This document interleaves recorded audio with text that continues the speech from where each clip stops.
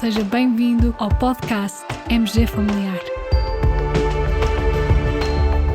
Um podcast sobre temas pertinentes que nos fazem refletir e frequentemente com implicações para a prática clínica. E damos as boas-vindas ao nosso anfitrião, professor Carlos Martins.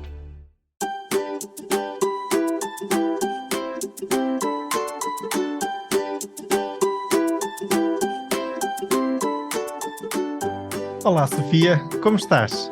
Ora viva, muito bem. Muito bem. Olha, tu tens 2 filhos pequeninos, não é? É verdade. Um a caminho dos 6, outro a caminho dos 3.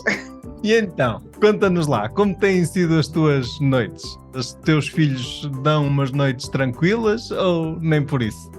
Bem, eu tenho uma amostra de 2, não é? E agora a regra que eu tenho contado aos amigos é que acho que ao chegar aos 3 anos eles começam a dormir bem, mas os 3 primeiros anos são duros. Portanto, tivemos noites muito duras no início. Eles são maravilhosos e realmente é o único defeito que lhes posso apontar. Então estou a ver que a tua experiência não é muito diferente de muitos dos pais que nós seguimos na consulta, não é? É verdade, é verdade. Pois é, colegas, com frequência temos na consulta pais com dificuldade em gerir o sono dos seus filhos. E hoje, para além de um estudo, traz-nos um convidado especial. Queres apresentá-lo? Sim, é o Dr. Vasco Carvalho, especialista em pediatria no Centro Hospitalar Universitário de São João e também criador do blog e página do Instagram Crescer em Companhia, que vos convido a visitar. Olá a todos, como estão? Olá Vasco! Olá Vasco, muito bem-vindo aqui ao nosso podcast MG Familiar, é um gosto ter-te connosco. Olha, então, que evidência sustenta atualmente aquele velho adágio do deitar cedo e cedo erguer dá saúde e faz crescer? Principalmente agora aqui numa perspectiva, digamos, pediátrica. O que queres partilhar sobre este tópico? Agora conta coisas. Sim, de facto era uma frase que eu próprio ouvi muitas vezes e me recordo de ouvir os meus avós e pais a falarem sobre isso. Deitar cedo e cedo erguer dá saúde e faz crescer. E que tem, obviamente, uma base de verdade, porque o sono tem múltiplos benefícios, já são comprovados até pela própria ciência. Portanto, sabemos que é importante para um adequado crescimento cefaloponderal, porque promove um crescimento regular e diminui o risco de obesidade e diabetes. Sabemos que também é importante para o desenvolvimento cerebral, porque está intimamente ligado à aprendizagem, à memória, à criatividade e assume uma particular importância na aquisição de vocabulário. É também importante no controle do humor e do comportamento, porque diminui a irritabilidade e a sonolência diurnas. Acho que todos nós conseguimos confirmar esta veracidade, não é? Portanto, nas noites mal dormidas estamos muito mais irritáveis. Também tem uma associação ao desempenho escolar, porque permite uma maior atenção e aquisição de conhecimentos, e existe cada vez uma maior associação entre a qualidade do sono e a saúde mental, porque diminui o risco de depressão e a ansiedade associada. E já existem alguns estudos nesta área, digamos. E Sofia, hoje temos um especial que tentou avaliar a eficácia de medidas não farmacológicas para o sono das crianças. Queres partilhar um bocadinho, levantar a ponta do véu deste estudo? Sim, trata-se de um estudo que foi publicado em 2022 no JAMA Pediatrics. É uma revisão sistemática e meta-análise que usou como fontes de informação várias bases de dados, bases de registro de ensaios clínicos também, e incluiu ensaios clínicos aleatorizados com intervenções não farmacológicas que tivessem em vista aumentar a duração do sono em crianças saudáveis. Seguiram as guidelines PRISMA para revisões sistemáticas e os autores escolheram como outcome ou marcador primário a diferença na duração do sono medida em minutos. Muito bem. Estou curioso pelos resultados, mas antes dos resultados, uma pergunta para o Vasco. Quais as principais dúvidas que os pais te trazem à consulta em relação ao sono das suas crianças? Sabemos que o sono é praticamente uma temática que é recorrente nas consultas de pediatria desde o período neonatal até ao fim da adolescência. Portanto, é transversal à nossa prática clínica diária. Existem várias dúvidas e, obviamente, que depende da idade da criança, do latente ou do adolescente, mas as mais frequentes são, por exemplo, que o bebê só dorme na nossa cama, se isso tem mal. E, obviamente, que nós aí, a partir daí, temos que abordar os riscos associados ao dormir na cama dos pais, como sendo morte súbita do latente. Outra das dúvidas é que ele só adormece ao colo e parece que pressente imediatamente quando eu vou colocar no berço. E aí nós temos que tentar explicar aos pais a própria evolução que existe do sono, ao mesmo tempo que existe o desenvolvimento cerebral da criança. Portanto, o sono de um bebê não é igual ao nosso sono, portanto, o tempo que ele demora a entrar no sono profundo é muito diferente do nosso.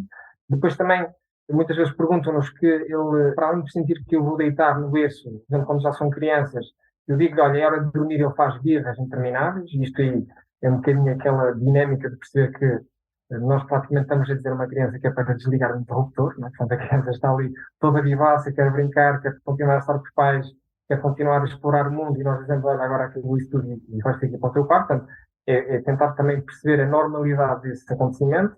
Depois que acorda muitas vezes para mamar, e o que é que eu devo fazer? E, obviamente, incitando a amamentação em livre demanda, nós temos que dizer que, bom, se ele acorda para mamar, obviamente deve promover a amamentação e deve tentar, obviamente, aceder a esse pedido, e que depois, muitas vezes, os pais descrevem que estão descansadinhos, chegaram ao fim de semana, sábado, querem mais a dormir, e chega aqui às 6 da manhã, e vemos o nosso bebê começar a palrar como se fosse já meio-dia, e nós só queremos descansar mais um bocadinho. E obviamente que aí também temos que explicar. Normalmente esta é uma queixa muito frequente da entrada da fase oral dos bebés, quando chegam ali aos 3, 4 meses, em que eles começam-se a palrar. São estas dúvidas que eu consigo reunir assim como mais recorrentes. Acho que te estás a esquecer de uma pergunta que se calhar ainda é mais frequente que estas todas. Seu doutor, a chupeta tem algum mal? O meu filho só adormece com a chupeta. O que é que tu dizes aos pais quando eles te levantam esta questão sobre a chupeta? Sim, a chupeta é integrada, e nós quando estamos a falar da associação com sono, a chupeta pode ser integrada um bocadinho como um pacifier, pronto, e que muitas das vezes, esse sistema de pacifier às vezes é uma chupeta, outras vezes não é uma chupeta e é substituído por outro tipo de objeto. Claro. Obviamente isto tudo depende... As trancinhas, a fralda, não é? Exatamente. Obviamente tudo depende do tempo, não é? Pronto, obviamente que existe um tempo para a introdução da chupeta, com uma aumentação bem estabelecida, e depois existe um tempo, digamos, para a não normalidade da chupeta. Pronto, o que eu acho, e agora também um bocadinho na vertente do tema do sono, é que o sono é particular. Porquê? Porque é algo que não é praticamente inato. As pessoas acham muitas vezes que, ok, dormir, todos nós sabemos dormir. Isso não é propriamente verdade, ok? Nós sabemos que o sono é um processo evolutivo e que implica uma aquisição de autonomia. Portanto, o que eu sinto muitas vezes é que os pais querem logo desde cedo que ele seja autónomo no adormecer, no deitar, no dormir a noite todinha e acordar tranquilo, e isso não é real. Portanto, nós sabemos que isso é um processo evolutivo que tem implicações até no decorrer do próprio desenvolvimento cerebral. Portanto, acho que é daquelas coisas que há momentos em que a chupeta, como o pacifier e como outros objetos, adquirem uma normalidade, mas depois, obviamente, que tem que haver um processo para a retirada e para substituir a chupeta pela autonomia na aquisição de sono. Não é? Muito bem, muito interessante. Sofia, estamos curiosos em relação aos resultados então deste estudo, desta revisão sistemática. Vamos a isso? Bem, eu só antes disso dizer que estas dúvidas todas que eu acho que falou, revejo-me nelas. Sei as respostas da ciência, mas há uma pergunta que nenhum pediatra me sabe responder, nenhum médico de família, que é porquê é que há sempre aqueles amigos que têm o bebé que dorme a noite completa desde que nasceu? Eu gostava de saber. Mas vamos aos resultados, vamos lá. Foram incluídos nesta revisão sistemática 45 ensaios, com um total de 13.539 crianças participantes nestes estudos. De referir que poucos estudos tinham baixo risco de viés na avaliação que foi feita. No grupo intervenção, as crianças registaram um aumento de tempo de sono noturno em média de 10 minutos. Houve muita heterogeneidade entre os estudos, é importante referi-lo. A medida com maior impacto foi a antecipação da hora de deitar, que se associou a um aumento significativo do período de sono de 47 minutos, isto em 3 ensaios. Apesar de terem sido avaliados também outros marcadores, outros outcomes, não foi possível incluir alguns deles, como a qualidade de sono, na meta-análise, por causa justamente da heterogeneidade. Uau! Acabas de dizer que a antecipação da hora de deitar se associou ao aumento do período de sono de 47 minutos. É isso, não é?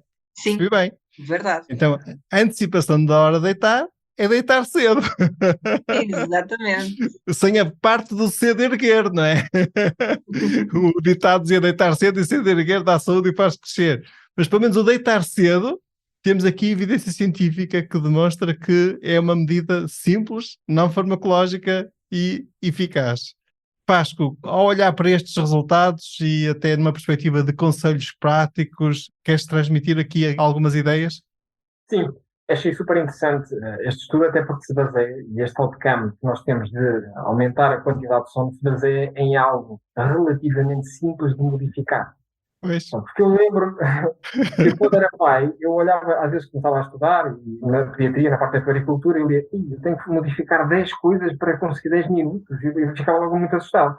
Portanto, este fator que é relativamente facilmente modificado, depois já vamos perceber que tem impacto, obviamente, na dinâmica familiar, que é algo que também é muito responsável pelo sono das crianças, é algo que se nós decidimos, ok, se de facto eu dormo mais tempo, se deitar mais cedo, então eu hoje, amanhã, depois de amanhã, posso começar a deitar mais cedo. A ciência está-nos a dizer que dorme mais tempo. Portanto, isso eu acho que é importante de realçar neste estudo. E permitam-me só interromper para dizer uma coisa, que é, além de ser bastante simples deitar mais cedo uma criança, claro, vais falar certamente, temos que alterar um bocadinho a dinâmica familiar, se calhar, mas vai um bocadinho contra aquela ideia que às vezes os pais em desespero adquirem, que é, por um lado, eu não vou pôr a dormir durante o dia para ter mais sono à noite, ou vou deitar mais tarde para ver se dorme melhor. Às vezes o desespero faz tudo, não é? É exatamente isso. E, portanto, nós sabemos que para isso acontecer, podemos ter que mudar um bocadinho a nossa dinâmica familiar, o nosso estilo de vida, não é? Portanto, sabemos que cada vez mais estamos a evoluir para sair cada vez mais cedo de casa para o trabalho e chegar cada vez mais tarde do trabalho a casa. Obviamente que ao chegarmos cada vez mais tarde a casa também vai acontecer algo que é muito típico nas crianças, e quem tem filhos sabe perfeitamente isso, é que nós chegamos ao fim do dia numa fase descendente, em que só queremos esticar as pernas, e eles chegam ao fim do dia numa fase ascendente, que a única coisa que eles querem é estar a brincar connosco, porque estiveram o dia todo sem nós. Portanto, esta ambivalência também cria, obviamente, uma fase de o colocar a adormecer difícil. Porquê? Porque eles querem continuar connosco e nós às vezes já estamos cansados e precisamos de só relaxar, não é? Pronto, e, portanto, este deitar mais cedo também tem implicações na nossa vida, não é? Portanto, se nós somos aquele tipo de pessoa que recorrentemente chega a casa por volta das 20, pode ser difícil conciliar jantar e deitar mais cedo. Portanto, apesar de ser um fator facilmente modificável, há aqui alguns quês que têm que ter-se atenção. Sim, mas se pensarmos sobre eles, é um bocadinho como as intervenções motivacionais, não é? Na área dos comportamentos.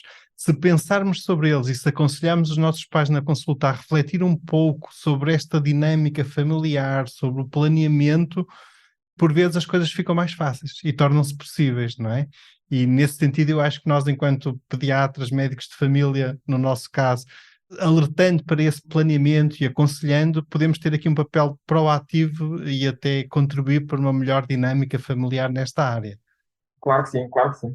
E é exatamente isso que a nossa intervenção deve ser dirigida. Portanto, para além de perceber que é um processo, digamos, familiar e não só da criança, portanto, é a família toda que tem que estar envolvida, como todas as grandes temáticas da criança, como a dieta familiar, etc.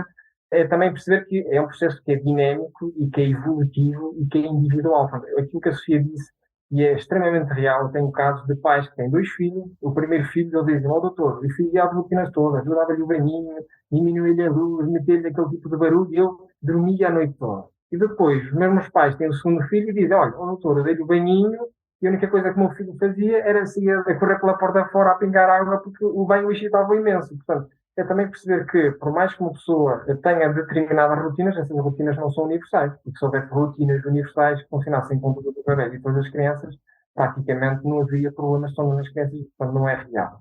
Depois também sabemos que a nossa função como pais é talvez transformar este processo de adormecer como algo normal, portanto, algo que não é para lutar contra o sono, não é para despedir porque agora acabou a brincadeira, portanto, é algo que é uma aquisição de uma autonomia normal, e se for preciso fazer períodos de co-sleeping, em que nós estamos a adormecer a criança à beira dela, e depois nós é que vamos saindo do quarto, se for preciso também fazer algum tipo de modificação de rotinas, como já falamos, como, por exemplo, ler um livro, ou criar uma espécie de ambiente próprio do quarto. Portanto, há vários tipos de conselhos que podem ser dados, mas que são altamente individuais e variáveis de diferença para a criança. Depois, há um aspecto que eu acho fulcral também na sociedade atual, portanto, para além daquele aspecto que eu já falei, de cada vez temos que modificar mais a dinâmica familiar, é os tempos de ecrã. Portanto, os tempos de ecrã, muitas das vezes, com esse cansaço dos pais, começam logo no jantar e depois perpetuam-se quase até ao fim do jantar e já fazem quase uma transição, às vezes até para o quarto, e erradamente. Portanto, sabemos que o tempo de ecrã deve ser reduzido e que naquela fase final do dia é evitado ao máximo, portanto, não deve ser sequer utilizado, portanto,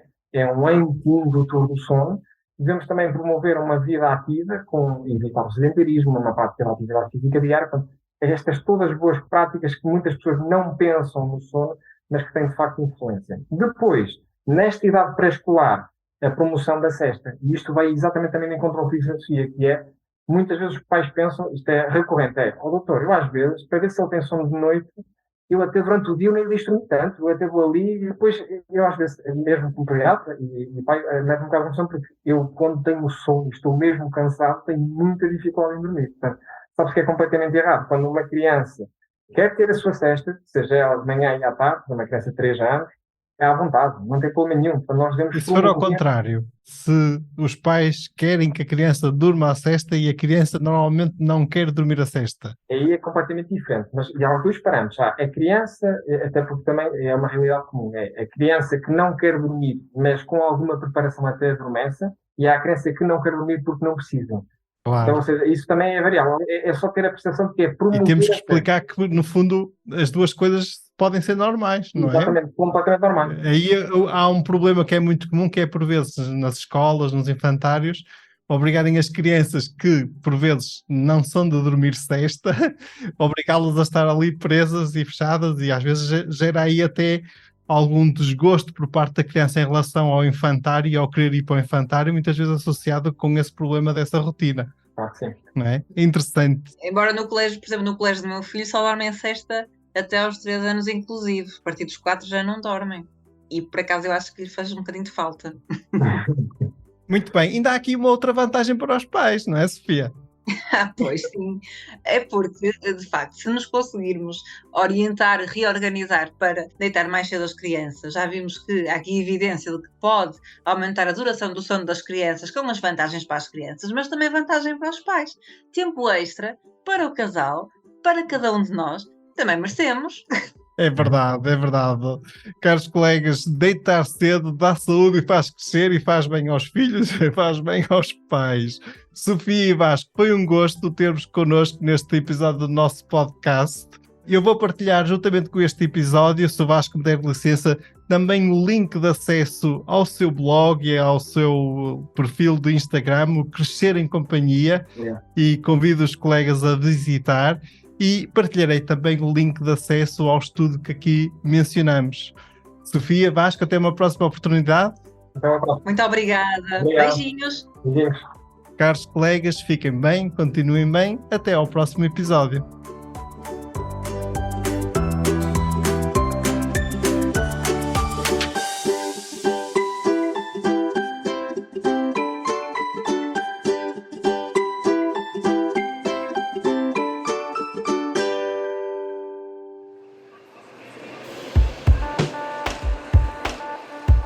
Terminamos assim esta edição do podcast MG Familiar.